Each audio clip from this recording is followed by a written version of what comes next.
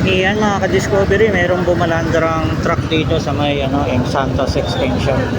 Yan, ano kaya nangyari dito? Yan, tatanungin natin.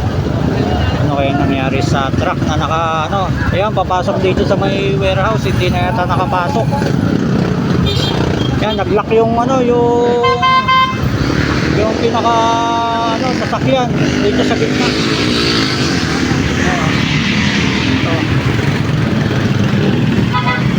M. Santos extension. Yan ang nangyari, bumalandra yung sasakyan na to, nasira yata. Yan, iikot na lang kami dito sa loob ng warehouse para makaikot. Yan ikot na lang. Ito yung warehouse nila Tapos ayan, umikot na lang kami. Nasira yung sasakyan nila sa gitna ng kalsada. Yan, kailangan talaga maintenance ng ng sasakyan kagaya na ito nasira bumalandra, malaking traffic to kasi highway to.